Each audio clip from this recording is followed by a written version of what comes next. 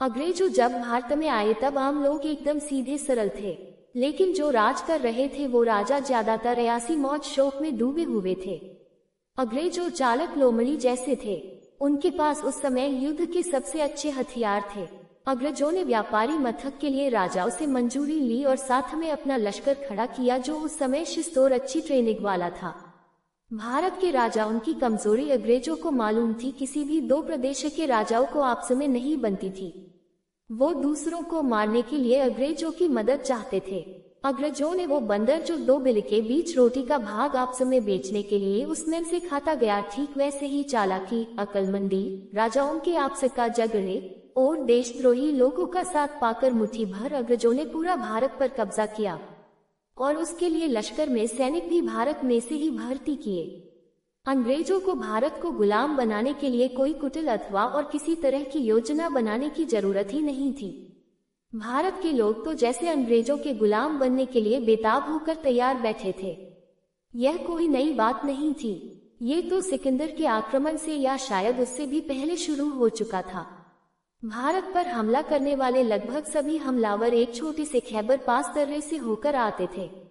कभी भी स्थानीय राजाओं ने मिलकर इस दर्रे की स्थायी सुरक्षा का कोई उपाय नहीं किया। सभी मुस्लिम आक्रांता इसी रास्ते से आए। बाबर भी इसी रास्ते से आया था। इनके अलावा घोरी, गजनी, तैमूरलंग, अब्दाली, नादिर शाह सब इधर से ही आए थे। ताज्जुब की बात तो यह है कि इस रास्ते से आए मुस्लिम शासक भी इस रास्ते की चौकसी करना भूल गए। मुगल काल के आखिरी दिनों में दिल्ली को लूटने वाला नादिर शाह और मराठों को हराने वाला अब्दाली भी इसी रास्ते से ही आया था। खैर, अंग्रेज तो पानी से होकर आए थे। वे तो व्यापारी थे, लेकिन धीरे धीरे राजा बन बैठे। याद रहे कि इसमें भी स्थानीय राजा ही कसूरवार हैं। अंग्रेज एक राजा पर हमला करते तो उसका पड़ोसी राजा अपने देशी मित्र की मदद करने की बजाय अंग्रेजों का साथ देता। मुट्ठी भर अंग्रेज भारत में राज करने में सफल कैसे रहे, इसके कारण कई हैं। अंग्रेजी जहांगीर के समय भारत में आए और 1757 में उन्होंने कोलकाता जीता और 1857 में पूरा भारत। इसके अतिरिक्त उन्होंने मराठों से युद्ध किया, फ्रांसीसी सिखों से युद्ध किया, अफगानियों से युद्ध किया। लेकिन प्रत्येक युद्ध में उनकी जीत के कारण कई रहे, जिनमें से कुछ महत्वपूर्ण कारण इस प्रकार हैं।